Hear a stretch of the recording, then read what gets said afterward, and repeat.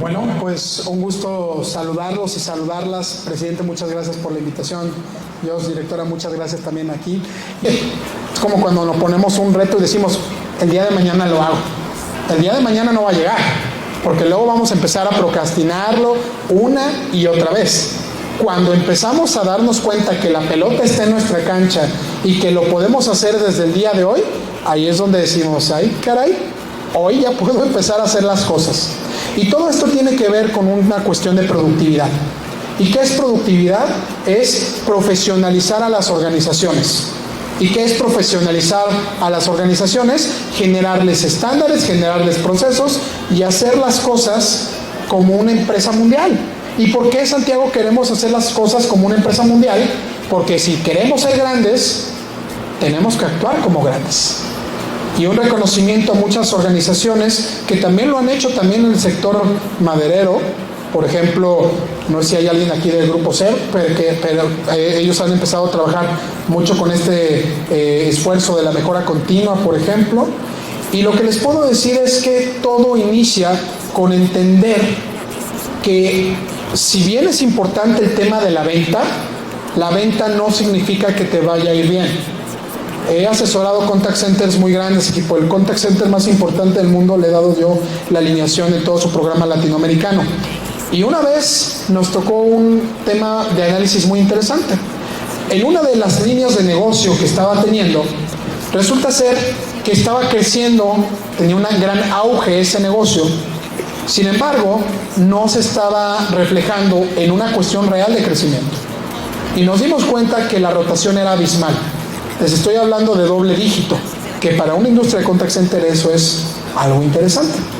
Te estoy hablando que por cada persona que entraba, que en una perspectiva económica podría estarles generando un salario de tal vez 9,000, 10,000 pesos, realmente lo que les estaba costando por el tema de rotación era más de 25,000 pesos mensuales.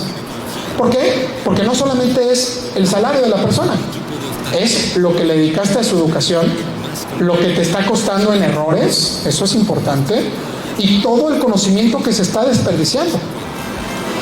Cuando tú empiezas a ver este tipo de situaciones, y te lo comento con esta unidad de negocio, nos dábamos cuenta que realmente regalaban su trabajo. Muy profundo, pero cierto. Entonces, por el hecho de simplemente ingresar el dinero, no generaba la proporción adecuada de utilidades que les generaba el costo que estaban recibiendo. Costo de ineficiencias, toda esa carga que se dice que es del 20 al 35% de los gastos de una empresa. Se le llaman costos de no calidad. Pero la realidad es que eso puede incrementar hasta el punto en donde el apalancamiento de las empresas sea tan fuerte que realmente ya no es una empresa. Tengo un gran amigo mío que es dueño de una panadería muy importante aquí en Jalisco, tiene más de 100 años, se llama La Fortuna, ¿sí? Un buen amigo, Alejandro Salcedo. Y me decía una vez, Santiago, dame un consejo para poder estar impulsando el tema comercial en el negocio, porque hay empresas muy grandes que pues vienen y tengo que estar trabajando en el tema de los precios, y eso al final pues no me gustaría que mis utilidades bajaran, porque ya no sería negocio. Y yo lo que le decía es, Alejandro, el punto más importante que tienes que entender es que las utilidades están hechas para cuidarlas, para conservarlas o para incrementarlas. Yo no me imagino que alguno de ustedes tenga una iniciativa de bajar sus utilidades así. No, porque simplemente ¿qué vas a estar haciendo? Vas a estar trabajando más para ganar esto. Y nadie quiere eso, y no lo necesitas hacer. Pero entonces, ¿qué puedes hacer si el mercado es tan competitivo? Si tú empiezas con un tema de guerra de precios, vas a perder. Porque no puedes ser la organización más barata. Nunca lo vas a llegar a hacer. Simplemente vean la amenaza que representaba o que representa todo el tema de la importación de productos chinos, por ejemplo, en la industria del calzado. ¿Tú crees que una empresa, por ejemplo, de León, que esté haciendo sus productos manuales o artesanales, podría competir, aunque lo deje más barato, con una producción masiva de China? Por supuesto que no. Ustedes podrían competir con los precios que venga un competidor gigantesco en donde su economía de escala sea tan agresiva, si no es que yo le llamaría un dumping, ¿no? En donde llega y dice, voy a bajarle y bajarle y bajarle, a ver hasta cuándo aguantas. ¿Creen que por el tema de precios podríamos hacerle frente? No. Pónganse a pensar en las artes marciales, como el judo. El judo es utilizar muchas veces la fuerza del oponente para nosotros hacer estrategias y utilizarlo a nuestro favor. El precio no es esa técnica judo, no, para nada. Eso es irte de frente y sabiendo que vas a perder contra alguien. Y lo único que vas a hacer es perder, porque vas a perder ingresos, vas a trabajar muy fuerte y los que también van a ser afectados son tu gente. ¿Por qué tu gente? Porque le vas a pagar menos para tratar de aguantar esa oleada de precios. Entonces, ¿qué hago, Santiago? Bueno, acuérdate que la ecuación en donde nosotros tenemos un tema económico dice así: tú tienes un costo, tú le sumas la utilidad que tú quieres y ahí te va al mercado el precio. Hay dos cosas con las que puedes jugar. La primera son los costos, pero ojo, no todos los costos, porque hay costos buenos. ¿Algún costo bueno que ustedes identifiquen? La capacitación de tu personal es un costo bueno. La calidad es un costo bueno, nadie te va a comprar por chafa, ¿verdad? La reputación de tu empresa, el prestigio, la marca, el posicionamiento son costos buenos. Eso te permite crecer. Procesos de calidad, certificaciones, distintivos, todo lo que genere una buena entrega. Pero entonces, ¿cuáles son los costos malos? Ineficiencias, defectos, tiempos de espera, todo lo que tenga que ver, fíjate, hasta los inventarios, porque el inventario que tú tienes, simplemente por decir, yo tengo tantos metros cuadrados de una almacén, necesitamos otro más. Yo te diría, ¿realmente necesitas otro más? O más bien hacemos un proceso en donde agilice el proceso de salida. Una vez estaba dando un curso con, por ejemplo, Barcel. Barcel tiene los taquis y eso, tiene lo que se le llama fuego, ¿no? Taquis fuego. Pues bueno, yo les iba a dar un ejemplo de Flaming Hot. Y Flaming Hot es de Sabritas. Qué bueno que no lo dije, ¿verdad? Pero la vez pasada no me pude contener y me dio mucha vergüenza, porque le estaba dando un curso a Mercado Libre y les dije, compren este libro, está bien fácil. En Amazon cuesta 50 pesos. Y todos, ¡bu, bu, bu! Y yo, ¡ay, qué se hace!, ¿no? Obviamente ya había un tema de confianza, lo agarramos muy buena onda, pero dije, sí. Y uno me dice, Santiago, nosotros te lo entregamos hoy. Y entonces el director de Mejora Continua, Arturo Soto, me dice, Santi, te quiero platicar algo. Ya me estaba echando carrilla y todo eso, y me decía, ¿por qué crees que Mercado Libre creció tanto? Y yo, no sé, pero hasta aviones tienen ya, no sé si sabían, pero tienen aviones. Y me decía, Santiago, primero es porque entendimos el cliente, entendimos sus necesidades. Próximamente van a haber entregas del Mercado Libre en menos de 2 horas, eso se los prometo. Y de hecho muchas de las empresas globales están metiéndole posiciones a algo que se llama la logística de última milla. Lo van a estar viendo mucho, eso es algo que yo creo que no se ve tanto, pero yo lo veo porque estoy viendo los de recursos humanos. Están contratando mucha gente de última milla. ¿Por qué? Porque saben que la entrega a tiempo es importante. Fíjense, tú irías a un restaurante muy rico que te entreguen en 3 horas, ¿no? Pero eso sonaría muy exagerado, pero ahorita yo creo que no te aguantas ni media hora. Y eso hizo Mercado Libre. Mercado Libre dijo, voy a entregar más rápido que nadie. Entonces, ¿qué pasa con esa forma de entrega? Es metiendo más almacenes, ¿no? Sino haciendo partícipes a sus proveedores del tema logístico. Por eso, hay veces que no te entregan en un camión de Mercado Libre. Por eso ves que no te entregan muchas veces en la logística de Amazon normalmente. Porque empiezan a trabajar en esa forma de empujar a que el inventario esté en otro lado. ¿Cómo se lo podemos entregar a la brevedad? Este mundo ya es instantáneo. ya buscan las cosas inmediatas. Y tiene que ver con la propuesta de valor. ¿Cómo hacer una empresa competitiva? Hoy tuve una conferencia con la Universidad de las Américas Puebla y me decían, Santiago, ¿cómo empiezo? Y yo, pues escucha al cliente, ¿qué es lo que necesita él? No qué necesitas tú. ¿Por qué creen que Blockbuster tronó? Porque estaba pensando en él, no en el cliente. Entonces, si tú empiezas a pensar en lo que quiere el cliente, te vas a dar cuenta que muchas de las cosas ni siquiera es un tema del costo, es un tema de la confianza. Entonces, ¿qué vas a hacer? Detectas el valor, detectas qué necesita el cliente y te vas a voltear. Esto se llama un sistema pull, ¿no? De jalar, es un principio de Toyota, que vas a encontrarte en el camino todas aquellas cosas que necesitan alinearse en tu cadena de valor para que entregues. Y ese es un reto. Y entonces, cuando tú manejas ese tipo de situaciones, te das cuenta de cómo alineas tu proceso para generarle valor. Y a eso se le llama Lean. Toyota, cuando empieza a hacer todo su sistema, se le llamó el sistema de producción Toyota TPS. En Estados Unidos, Womack y Jones escribieron un libro que se llamó La máquina que cambió el mundo. La máquina que cambió al mundo no fue el automóvil, curiosamente, no fue el automóvil Toyota. ¿Sabes a qué se dedicaba Toyota antes? Telares, con el modelo G, ¿verdad? Que hacían Sakichi Toyoda. Empieza por el amor de un hijo a su madre a trabajar en mejorar el telar. Y entonces lo mejora poquito a poquito hasta que hace el modelo G. Se lo compran los hermanos Bloom, que eran muy grandes en esa industria, y Kichiro, que era su hijo, que dice, oye, ¿por qué no nos metemos a la industria automotriz? Y hacen lo que Toyota hizo, ¿verdad?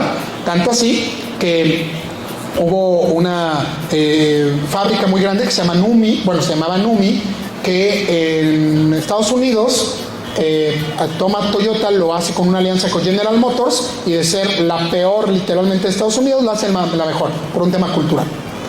Todo esto, ¿qué te quiero decir? Que en el momento en que tú detectas el valor y te das cuenta de los procesos y los estandarizas, puedes empezar a pensar en mejora continua. Y no es estandarizarlos pensando en que sean el mejor proceso del mundo. Es el mejor proceso que puedes tener hasta ese momento. Y a partir de ahí, lo vas mejorando un poquito cada vez. Esto le llaman Kaizen. ¿Sí? Kaizen es el espíritu, ¿sí? La filosofía es el sentir, que todos los días puedes hacer algo un poquito mejor, poquito. Y esto significa, Santiago, de tener expertos completos en la mejora continua que solamente se basen en proyectos. Sería bueno, pero no es necesario. Significa que todo tu equipo empiece a tener ojos grandes y oídos grandes. ¿Qué significa? Empezar a detectar desperdicios. ¿Por qué hoy yo voy a tolerar que haya un pedido malo? ¿Por qué? Fui a una industria maderera en China, equipo, y les puedo decir algo. ¿Se saben lo que hacían todos los días? Agarraban una hoja amarilla, estaba escrito en japonés, y lo único que les entendía era Josh, ¿no? Que Josh significa no lo permito, ¿verdad? Josh, no lo permito. Entonces ellos la tiraban en el piso y todos le preguntaban con la mano. ¿Y sabes qué es lo que decía la hoja? Decía, no me permito un error hoy, no me permito un pedido en destiempo, no me permito una queja del cliente. Y entonces esa cultura hacía que las personas empezaran a empatizar con la idea de que deben de trabajar en equipo para hacer las cosas mejor. Cuando va Kennedy, el expresidente de Estados Unidos, a la NASA, se encuentra con una persona que estaba limpiando y le dice, ¿y usted qué hace aquí? Le contesta, señor presidente, yo estoy ayudando a poner al primer hombre en la luna. Esta persona no era un astronauta, no era un ingeniero, ni mucho menos, pero sabía que su trabajo era importante. Ponte a reflexionar. Cada cuántas veces tú le muestras o le permitas a las personas saber que su trabajo es importante. En una aerolínea importante que me tocó la oportunidad de darle consultoría, me decía el equipo, Santiago, yo lo que necesito es que me reconozcan. Yo lo que necesito es tener retroalimentación. Si tú ves a tu equipo solamente como burritos de carga que hagan su trabajo, pues ¿qué crees que le van a entregar al cliente? ¿Cuál ecuación crees que vas a hacer? Pero vamos a hacer una planeación estratégica. Pero ¿y tu equipo? Las organizaciones debemos de cambiar la ecuación. La ecuación normalmente es Yo pienso en las ganancias, luego pienso en el cliente y hasta el final en la gente. Voltéalo. Porque si tú piensas primero en tu equipo y si tú piensas que ellos están al 100, ¿qué crees que le pueden dar al cliente? El 100. ¿Cómo esperas que le dé el 100% si están miserables con el 20% de su satisfacción? Muchas veces pensamos en el NPS. El NPS es el Net Promoter Score, que es la satisfacción al cliente, es un indicador.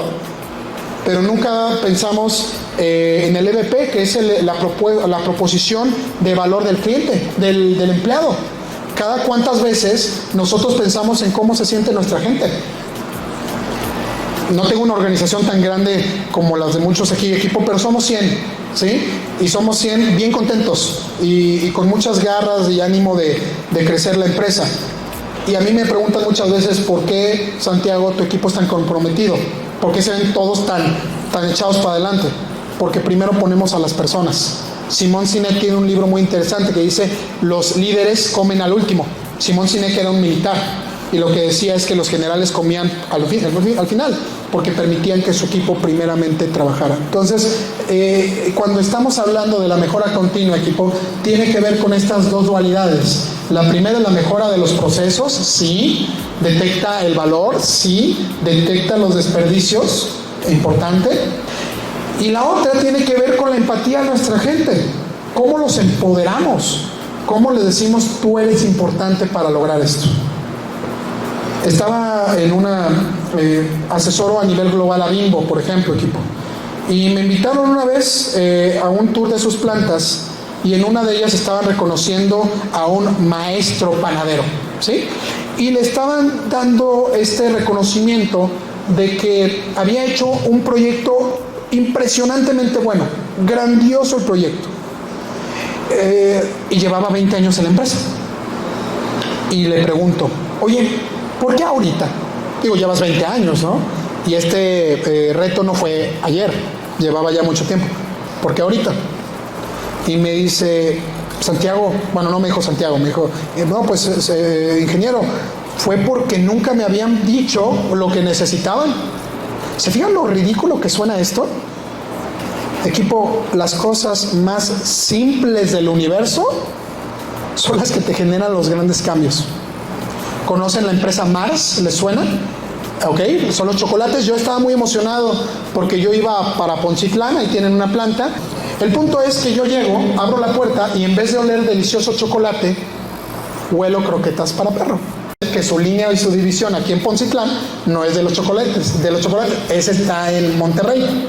Su línea aquí es de lo que le llaman pet care, que es la parte de croquetas, whiskas y pedigrí. Dije, bueno, ni modo.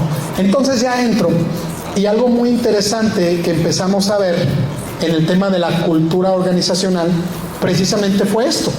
Cómo se empieza a empatizar con la idea de que la gente puede lograr las cosas, cómo puede lograr los resultados, cómo puede tener visibilidad con ustedes.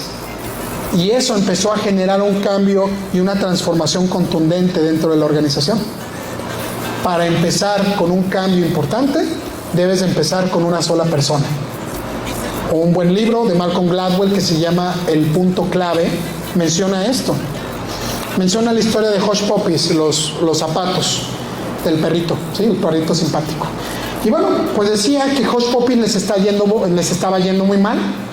Y hasta que un surfista muy famoso se los pone, ¿qué creen que empezó a hacer las otras personas? Pues los empezaron a usar. Entonces, cuando llegan las tendencias, cuando llegan las iniciativas, no creas que tienes que hacer que todos cambien. Tienes que empezar con los puntos de inflexión. Y eso es con las personas que realmente quieran y empaticen con eso. Lo trabajas y lo desarrollas con ellos. ¿Y qué creen que van a decir los otros cuando vean esta historia de éxito? Yo también quiero eso. Entonces esto hace que tú tengas una estrategia de cómo fomentar el proceso de la mejora continua.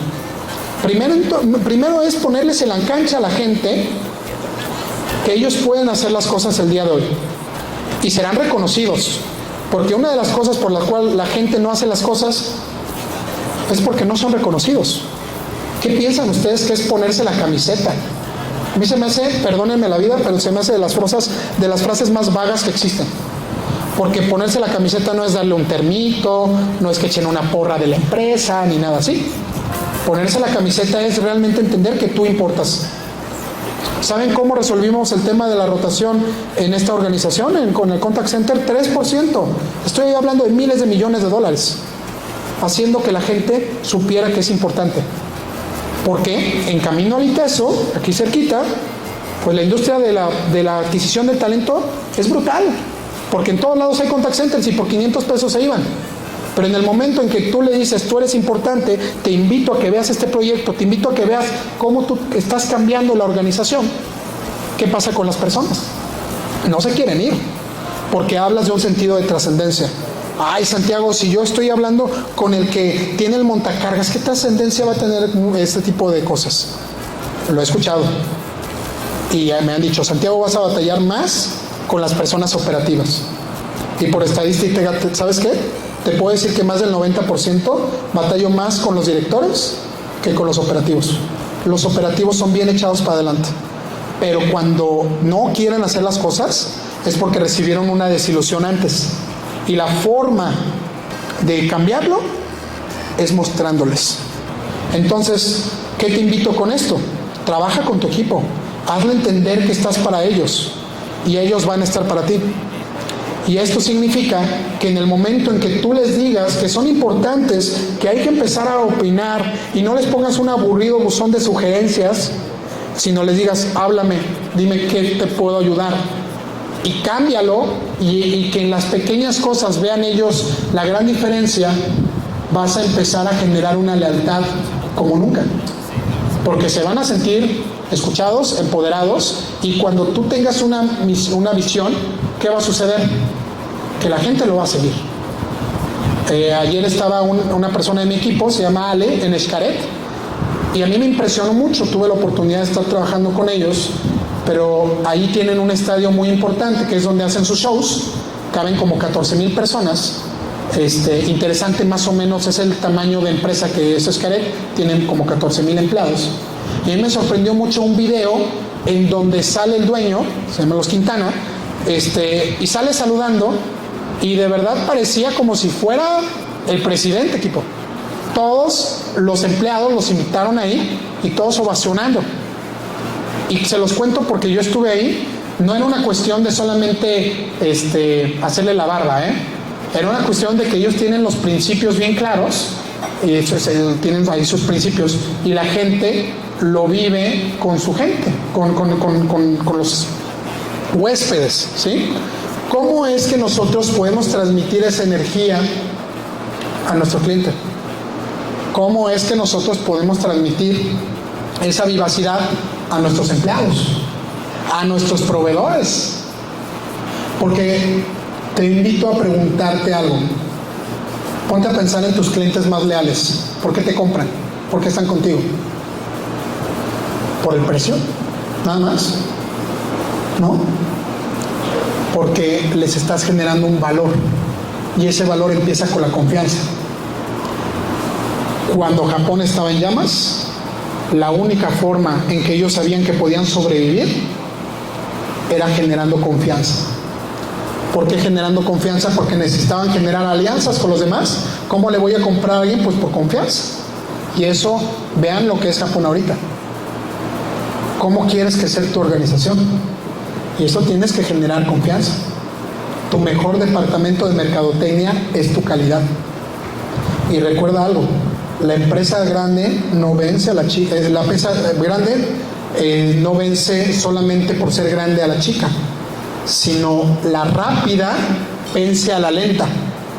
Si tú empiezas a detectar el valor, es ahí en donde tú puedes empezar a generar cambios e impulsarlo con tu equipo. ¿Cómo? Empieza con pequeñas cosas. Orden y limpieza. Mejora de un proceso en donde el cliente se esté quejando, y vas a ver el cambio. Muchas gracias, equipo. Quisiera nada más compartirles que hay un programa que la Cámara tiene que se llama Agentes de Cambio, en donde ustedes pueden aprender más acerca de la mejora continua. Entonces los invito también a informarse sobre eso, es gratuito. Entonces, pues bueno, muchas gracias. no pasa nada, o lo puedes guardar como los que guardan con productos secos, que son todas estas especias. Las pueden guardar 1 año, 2, no pasa nada. Cuando el mercado está bueno para sacarlas, sacan un poco. Si el mercado baja, la guardan. Y bueno, pues son otras variables ahí, ¿verdad? Pero los perecederos no te dan chance de muchas variables a controlar, pero siempre va a ser algo que nos permite tener un mejor desarrollo en cuanto a lo principal de un negocio, la rentabilidad. Sí, tener menos mermas, pues es una variable que hay que controlar, que en México es la que menos se controla.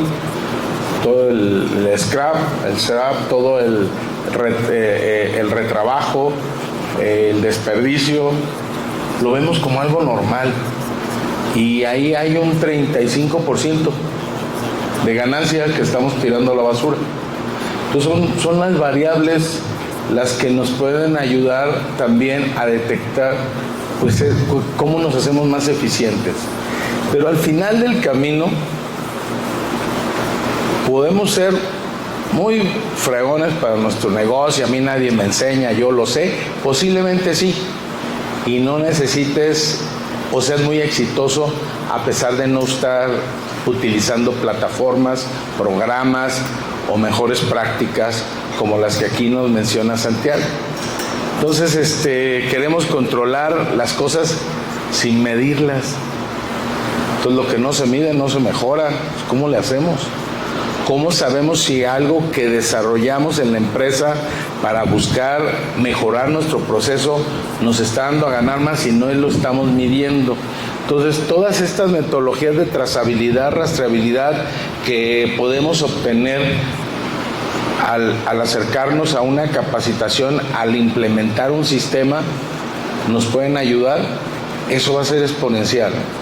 Si te iba bien, te va a ir mejor seguro, porque vas a tener mejor control de tus variables, las vas a poder medir, por lo menos ya sabes que ahí la tienes y que te va a provocar un porcentaje, y un día en una expo, en una visita a una empresa, tal vez no de tu giro, te vas a encontrar la solución. Pero si no sabes cuál es, no la vas a encontrar.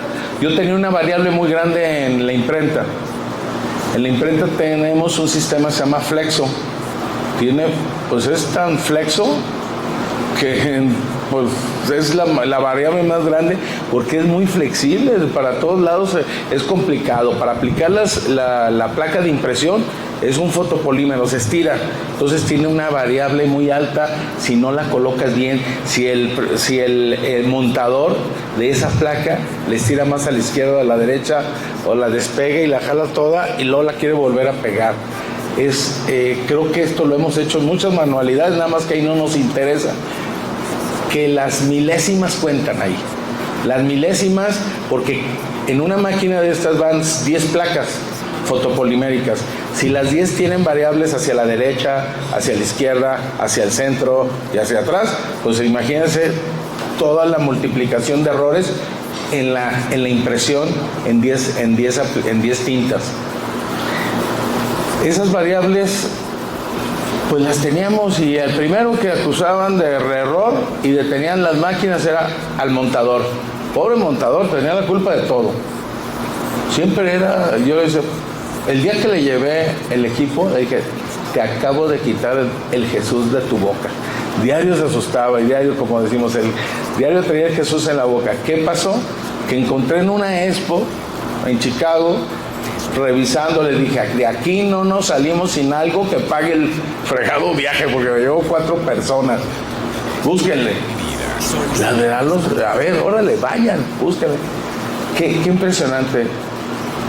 No tenemos como que la fijación en quitar variables. Yo les dije, ¿saben qué tienen que buscar? Algo que haga que las placas fotopoliméricas no sean una variable. Entonces, ya después de un día les dije eso, porque no daban con bola. Busquen eso. Nos pusimos a buscar todo un día. Encontramos la máquina, un robot que acomoda eso. La verdad, tener 5 máquinas donde hay que montar estas placas en 10, en 8 colores, pues un robot era muy rentable. Y me quitó, nada más, la falla es de .002, no, pues en friega la compramos. Y que, no, pues ves al montador y hasta sonríe. Y ya no es su culpa lo que pase. Ya jugamos con otras variables que ahí están, que hay que desaparecer también, como la de si es la tinta, si es el propio diseño. En Sello Rojo teníamos una variable enorme. La duración de la leche era de 2 días a 3 en el mercado o en la mesa. 2 o 3 días que a veces se convertía en uno por la cadena de frío. Decíamos, ¿cómo le hacemos?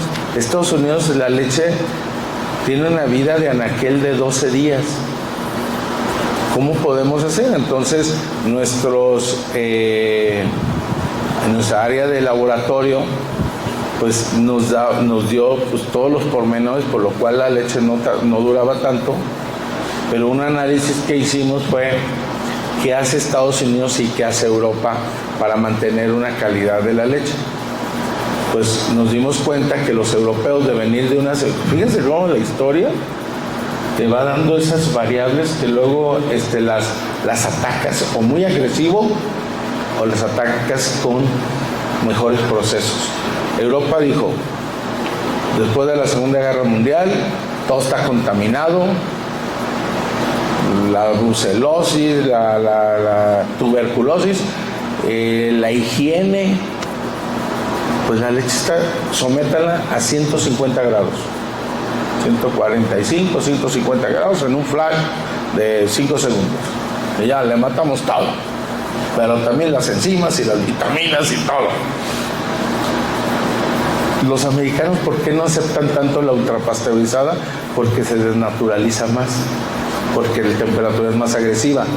Nosotros queríamos seguir usando el método pasteurización lenta, la que desarrolló Pasteur, 80 grados, 15 segundos, alta presión, por esos segundos. Es lo mismo, tú en tu estufa la tapas 30 minutos, 1 hora y ya está pasteurizada. Y dijimos, pues, híjole, ¿qué hacemos? Pues nosotros producíamos el envase. Nos convenía tener una leche de refrigeración y no ultrapasteurizada que requiere un envase de tetra.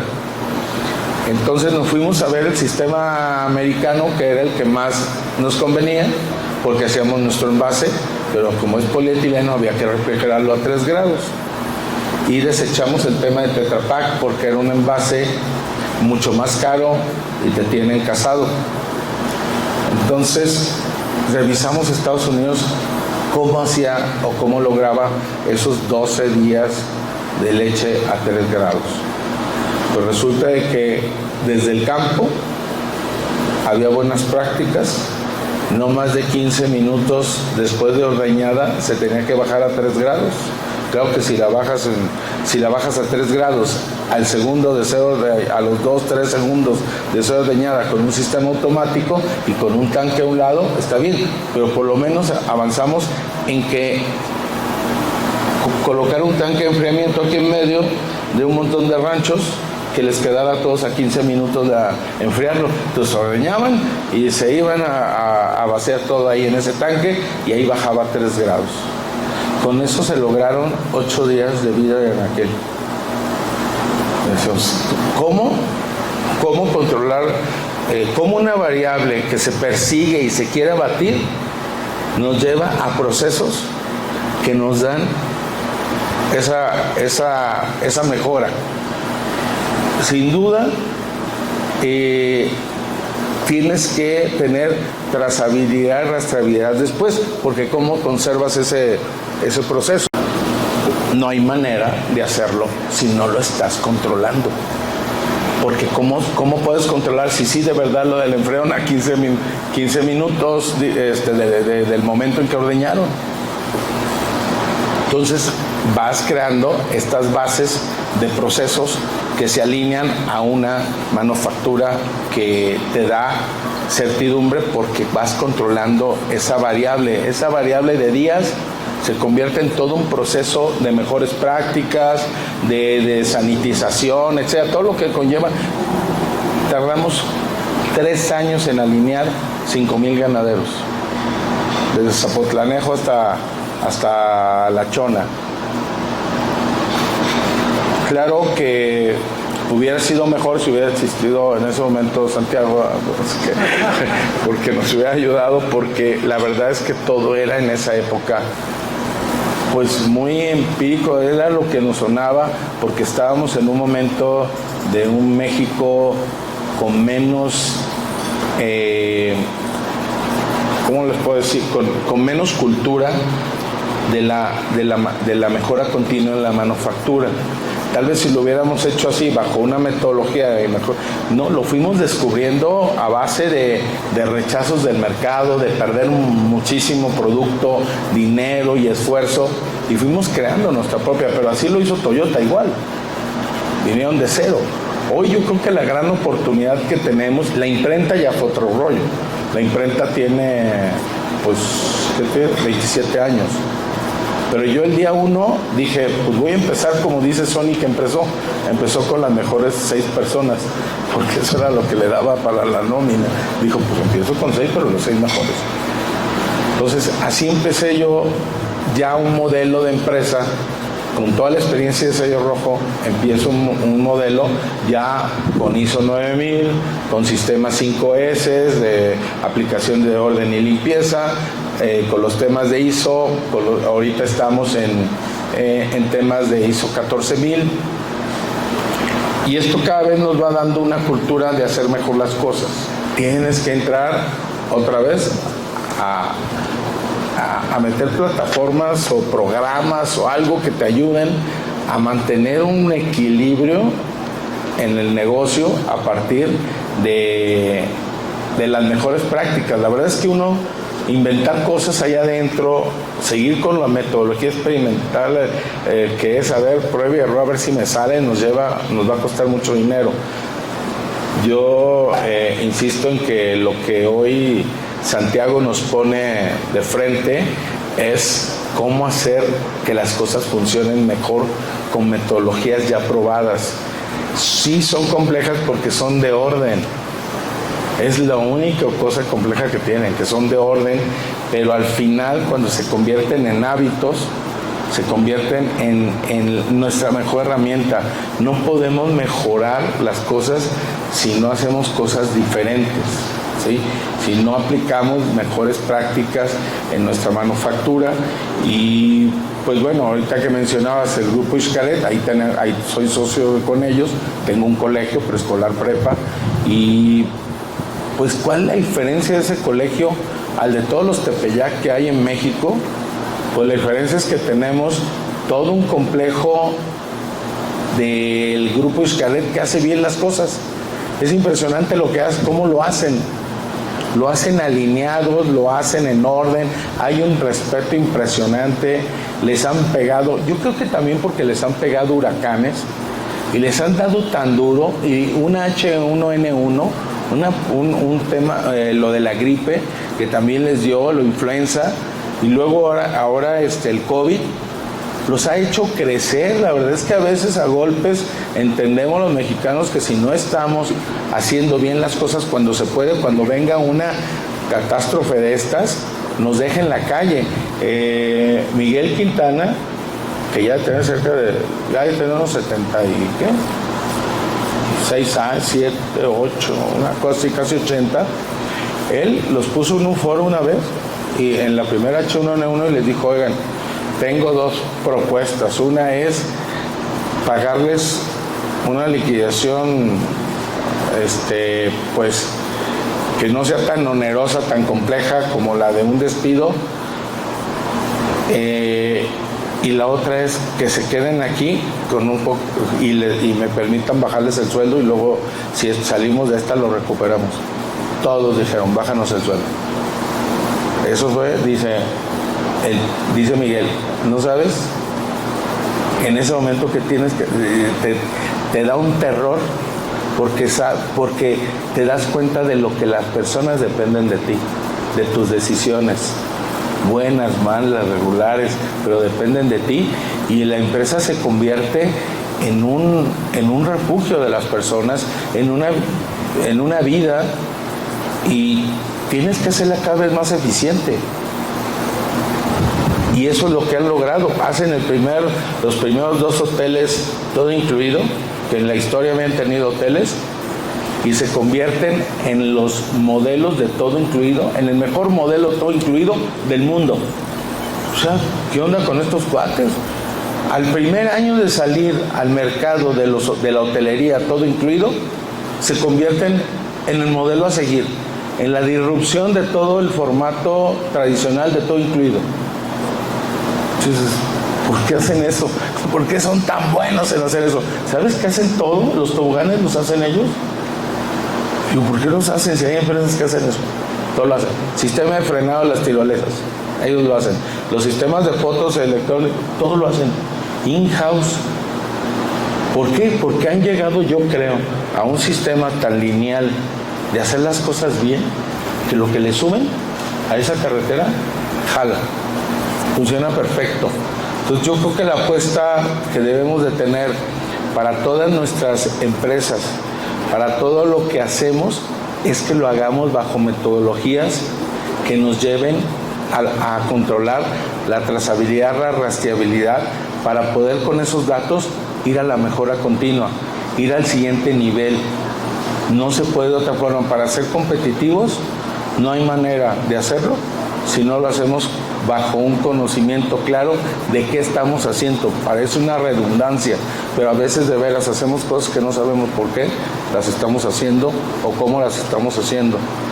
No se vuelven metodologías de mejora continua, sino monotonías. Entonces, pues yo no sé, lo dejo ahí. Creo que es en esencia, todos los demás son ejemplos en la empresa que se repiten, pero creo que entre la imprenta y lo que hacemos en Sello Rojo es un tema muy constante. Todo ha sido bajar las variables a partir de un conocimiento mayor de cómo hacer una manufactura eficiente. Gracias. Una aversión a la innovación, pero la pregunta más va encaminada a Miguel. Uno de los problemas que se presenta más fuerte en México y sobre todo en Jalisco es el tema de las empresas familiares, del avance generacional que se da en las mismas.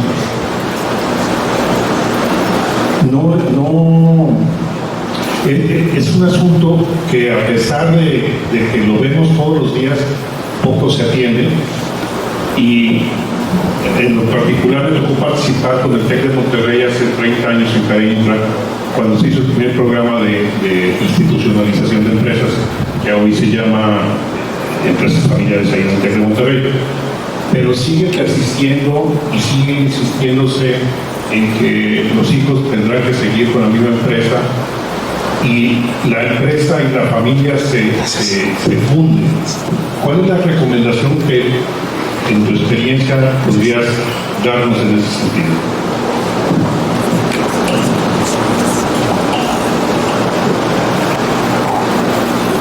La verdad es que es un traje a la medida, pero de todo lo que he vivido, me preguntan que qué hago aquí en el Consejo de Cámaras y en el MAIN y todo esto. Yo desde el 2000 no he regresado a mi negocio. ¿Por qué 2000 se marca? Porque 2000 secuestran a mi hermano, nos vamos a Houston, y yo de trabajar de 8 de la mañana a 11 de la noche, pues de repente me mandan unas vacaciones de un año. Es lo que tardé la primera vez en volver a México, porque me dio un terror volver. Y todo lo empecé a marcar en ese momento. Es más, iba a tronar todo el sistema de computación, porque se iba a acabar ese 1999, 2000 y iba a tronar, y nos íbamos a ir no, las computadoras se iban a conflictear, según esto. Entonces imagínate cómo andábamos en el tema de internet, pues ni siquiera pintaba, en los temas de comunicación, pues era un fax, muy mal. Y es cuando yo creo que la mejor versión de ti sale y dices tú, ¿cómo manejo mi empresa si toda mi vida he manejado las empresas presente y ahí? Y mi padre nos quería ir, me hacía hasta checar tarjeta para comprobarle que sí, o sea, así, al estilo de antes, ¿no? Y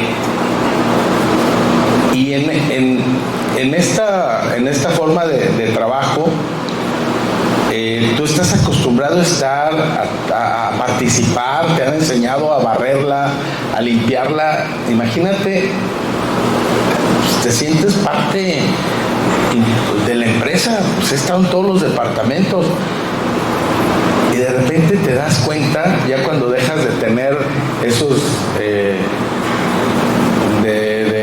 25 por abajo de años, cuando ya empiezas a tocar los 27, te casas y ya no es uno, ya son dos en la empresa, porque vaya o no vaya la mujer, tiene participación, porque empiezan a entrar los temas legales. Y tienes hijos y ya son 3, pero si son 7 hermanos, son 14 nuevos integrantes que quieren gozar de la misma riqueza. Y si tienen cada uno un hijo, y así. Mis padres tuvieron 25 nietos, entonces multiplícale. Mi abuela tuvo 40, yo tengo 43 primos hermanos de la generación igual que la mía. Entonces, esto se va volviendo terrorífico. Pues, ¿cómo le haces cuando nosotros todos supieron que tuvimos un conflicto con unos hermanos, ¿no? Con 4 y 3 nosotros, 4 ellos.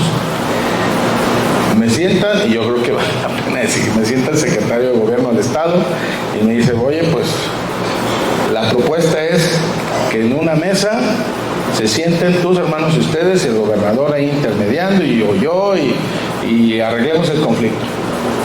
Yo le dije, ¿pero cuál conflicto? ¿Cuál conflicto que tengan la necesidad de que intervenga el gobierno? Yo creo que esto es normal. Así va a ser, ni los primeros ni los últimos. Yo creo que cuando está judicializado un tema, es lo mejor, porque judicializas algo y está en un sistema que se supone que es de justicia, ¿no? Y aparte no lo puedo detener, porque el derecho más importante de un ciudadano, pues es recurrir a la justicia, ¿no? Y le digo, secretario, a ver, mi abuelo tuvo conflicto con su socio de Ciudad Juárez. Mi papá tuvo conflicto con sus 8 hermanas. Nosotros tenemos conflicto con mis otros 4 hermanos. Digo, ¿cuál es la diferencia? Y se queda, digo, lo que pasa es que antes no había tantos medios, no se sabía tanto, pero esto ha sucedido en la historia. ¿Por qué? Porque hay una falla en el manejo de los salteños de los negocios. A todos les dices que van a ser dueños y jefes y directores. Y ahí está el error. Porque entonces hacen que que todos crecen con la idea de que van a ser los directores generales o los CEOs de la empresa.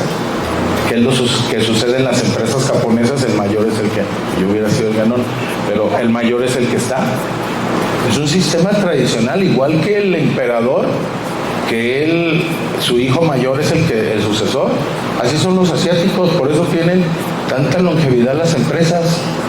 Es un tema de un error histórico. Nosotros provocamos eso cuando ponemos a competir a los hijos. Estos otros tienen ya clara la idea de que yo voy a ser el 2 y otro va a ser el 3. Yo creo que ahí está el problema. Más que, y también entiendan, si su empresa le da a tu hijo o a tus hijos que tengas, que se casen la misma vida que tú les diste. No sé si me voy a entender. O sea, la empresa para cuántas familias dueñas le da. ¿Para una más? ¿Para dos más? ¿O para ninguna de esas? Entonces, hay que decirles, hagan su negocio. De aquí podemos sacar recursos para que ustedes un peso lo conviertan en 10. Y yo creo que es la mayor enseñanza. ¿Sí? Entonces, yo a partir de los 35 años dije, ahí se ven, yo ya me cansé de ser trabajador de mi papá.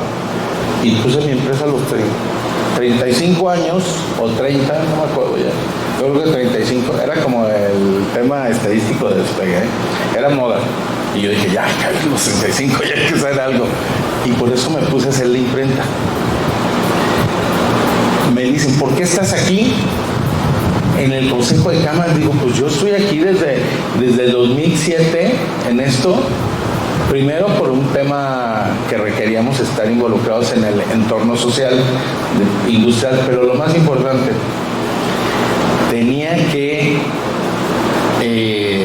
tengo que salirme de la empresa porque nos vamos a pelear mi hermano y yo. Tengo que ser realista, ¿no? Porque ¿cuántas formas existen para llegar a atender un problema? Muchas, ¿no? Hay muchas formas de poderlo atender, de poderlo resolver. Como dicen, hay muchas formas de llegar a Roma, muchos caminos. Lo mismo, nos vamos a meter en una discusión, nomás por llegar al mismo punto, pero empieza el tema alfa, ¿no? A ver quién puede más, quién es el que tiene la razón, quién es el más inteligente. Entonces yo dije, mira, Santa Paz, ya yo le digo, tú eres el director, yo el presidente del consejo, cada 15 días nos sentamos y me da un reporte. Y en algunos momentos hasta coincidimos o me dice, oye, ¿y tú qué harías? No, pues esto es, ok. Hay que buscarle. La verdad no hay una fórmula, pero yo creo que esta que he encontrado es la mejor. No le veo otra. No hay una sola, pero hay que buscar. Yo creo que cada familia debe ver, pero es un tema histórico, es un tema de cultura. Pero yo creo que Santiago, tú has vivido estos sistemas de que nacen también bajo esa problemática de cómo no involucrar los problemas personales y convertirlos en problemas que se resuelven con metodología. ¿No crees? Digo yo pienso. Pero es un tema bien importante. Sí, yo creo que hay que separar los procesos de las personas, suaves con las personas, duros con los procesos. Y de las primeras cosas que nos enseñan, ¿no? Tienes que tener claridad de los roles y responsabilidades, quién hace qué, sí. Y no caer en ambigüedades de decir, bueno, eso luego lo arreglamos. Creo que es parte de... Digo, no sé si ayudó o empeoró. Pero así va. Perfecto. No sé si tengan alguien más alguna duda. Muy bien, buenas tardes. Mi nombre es Jaime Rivera. La pregunta va para los dos. Como profesional de actividades de mejora continua, ¿qué consejo de pronto pudieran compartirnos en términos de un poco esto que acaban de platicar de las familias, los negocios familiares, la ruptura de los dueños o en alguno de los dueños, y cómo hacer un poco este tema que es obvio para todos en la empresa, poder llevar un mensaje de compromiso, poder llevar un mensaje de entender el impacto que tenemos todos en la compañía para lograr los objetivos, cuando tenemos una situación en donde la parte directiva, la parte de la cabeza a todas luces se nota así, pero que bueno, tenemos que seguir dando para adelante. De pronto, ¿qué consejo pudieran compartir? Santiago, déjame yo y te lo voy a aventar a ti. Dale. Porque estoy descubriendo algo. Creo que esta sería una forma de evitar los conflictos. Normalmente lo dije, son discusiones, son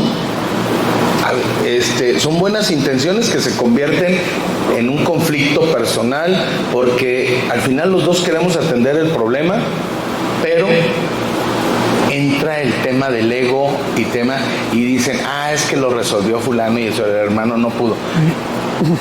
Si hacemos en nuestras empresas una metodología como la que Santiago está proponiendo, las soluciones son en una virtud de equipo, en una plataforma que no le da nombre ni apellido, ni ganador ni perdedor, sino la genera en un resultado de trabajo en equipo.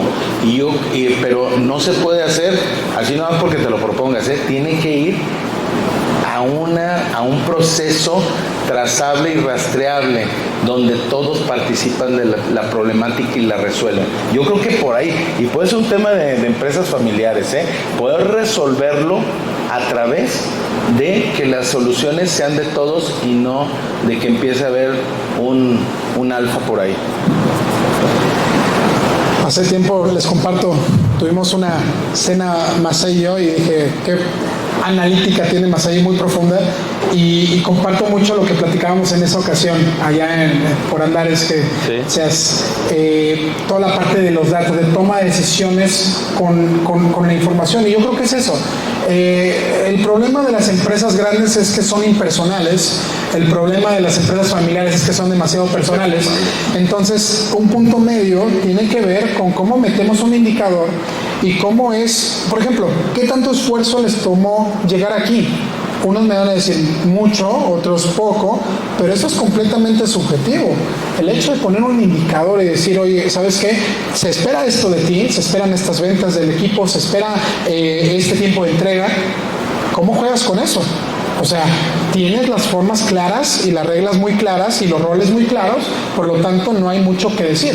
Y el tema del corazón lo metes para la resolución del problema. Oye, vamos trabajando juntos para hacerlo.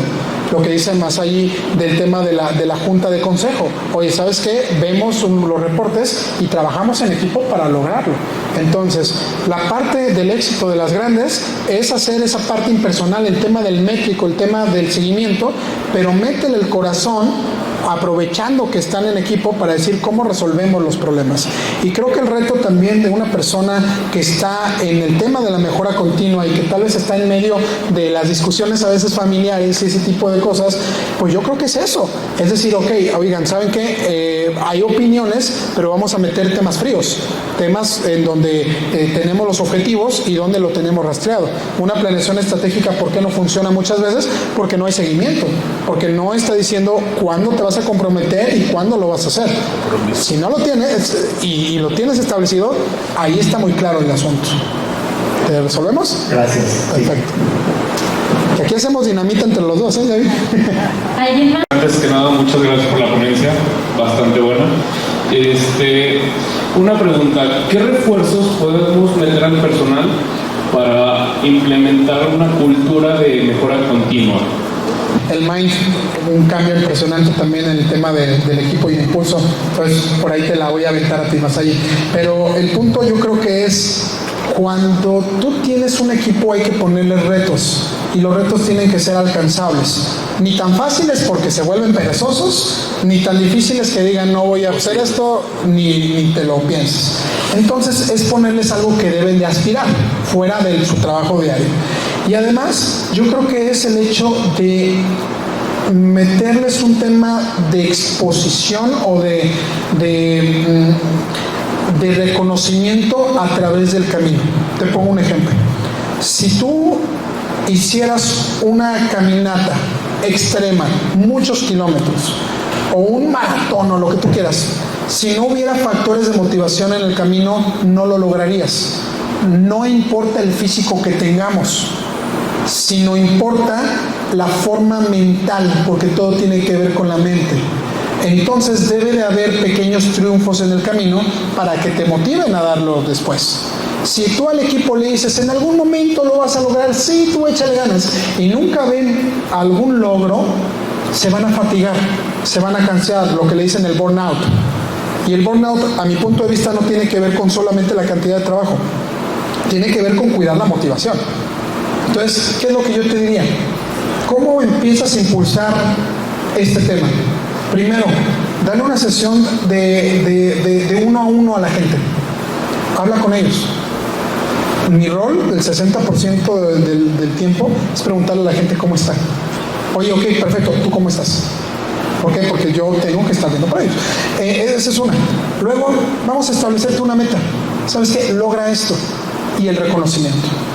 Entonces, entre tú más reconozcas a la persona y lo motives a decirle, logra esta meta, entonces empiezas a generar la cultura de la mejora continua. Toyota en sus años dorados tenía más de 1 millón de ideas al año. Y eso no era por una persona ni dos. Eso era porque motivaba a las personas a lograrlo. Más allí, ¿cómo lo hiciste tú para lograr ese compromiso con tu equipo? Yo pienso que pues la capacitación, mira, la forma en que mi papá lo hacía, pues era un buen trato y él poniendo el ejemplo. No usó metodologías que hoy existen y creo que hacía que sus colaboradores trabajaran en equipo, daban todo. Esto hizo que primero no lo abandonaran, que tuviera una consolidación en su equipo, pero tenía su forma, era muy especial, pero se vuelve muy personal ese manejo y tal vez irrepetible, y ese es el riesgo. Entonces, cuando queremos que algo suceda de manera continua y que a pesar de ti y de mí funcione, necesitamos capacitar, pero en metodologías que los lleven hacia allá.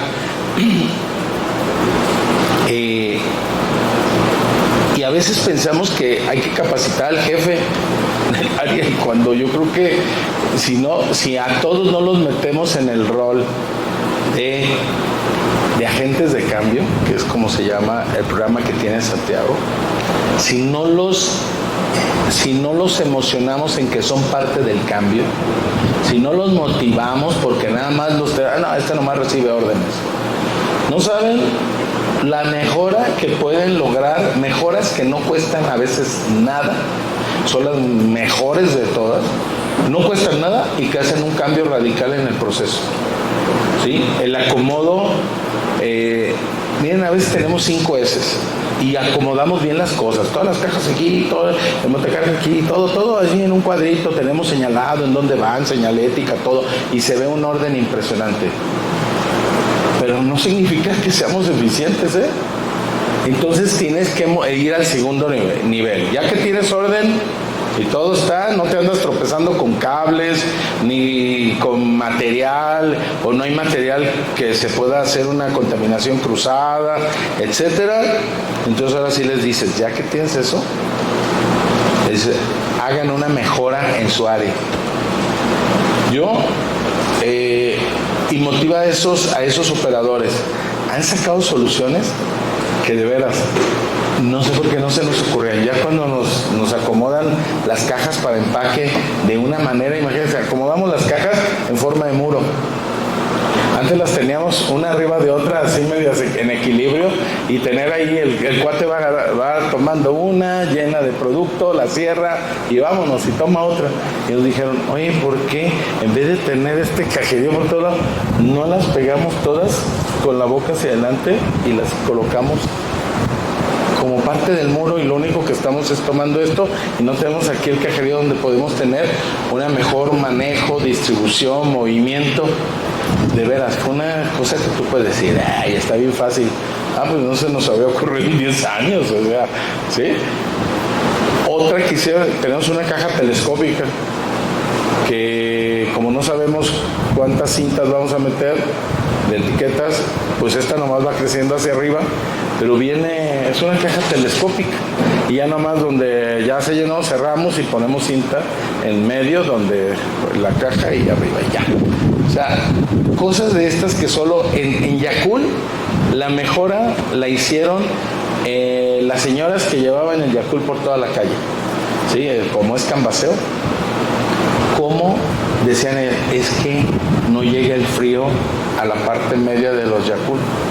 Entonces, ¿cómo? O sea, entonces desarrollaron, pero eso no lo sabe el que está en la planta, lo sabe el que está, porque cuando se lo entregas, oye, ese no está frío, y empieza a censar todo lo que el mercado le rechaza.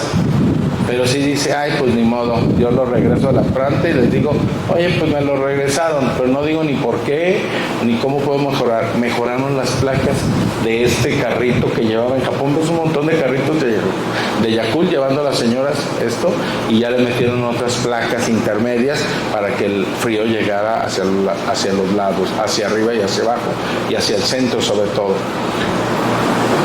Insisto, es peor que se te vaya una persona capacitada a que se te quede incapacitada, ¿verdad? Yo creo que sería la palabra. Imagina tener a alguien incapacitado allá adentro y que se te quede 30 años, pues se ve el costo de la empresa. Entonces capaciten y hagan la prueba aquí con Santiago y van a ver que va a empezar a fluir la mejora continua. Antes que nada agradecerte, Masaya y Santiago, por el tiempo. La verdad es que yo me siento en la escuela viendo todo lo que acaban de decir. La verdad es que hay mucho que aprender, mucho que hacer, y al sector maderero que aquí está, la verdad es que todo lo que hablaban ahorita a mí sí dije, caramba, está bien lejos, o unas cosas están muy lejos, qué miedo, qué pasa si yo me equivoco. Por lo menos eso es lo que yo empecé a sentir. Pero algo que dijo Santiago es bien importante. ¿Por qué no hacemos ese cambio hoy con un pasito adelante, no? Tocó un tema que a todos nos adolece, el precio, ¿no? Un paradigma. Y en nuestras empresas probablemente tengamos cosas que necesiten cambiar, que vienen, como dicen Masaya, de generaciones atrás. Entonces yo los invito a romper con ese miedo. Voy a compartir una historia que a lo mejor tiene que ver con mejora continua al nivel o en el tiempo que vivía mi papá, ¿no? Yo soy tercera generación. Yo tenía como unos 19, 20 años. Mi papá me decía, Nacayote, así hablaba. Los que lo conocen, lo conocían, así hablaba, Nacayote. Hay que importar. Y yo, no, pues está bien, pues yo sé inglés, ¿no? Pues ya, hasta ahí. No sé nada de madera.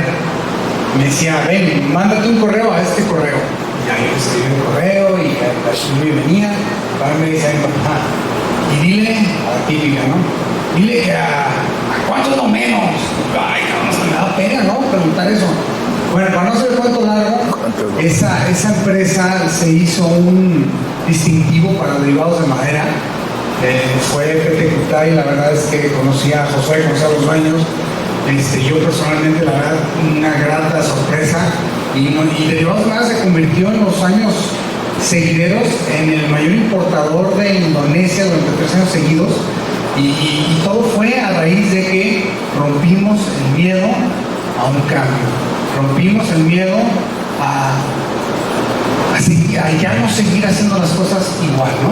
Entonces yo nuevamente les agradezco a ustedes dos por esta gran ponencia y espero que a todos ustedes les sirva de mucho, ¿no? Muchísimas gracias.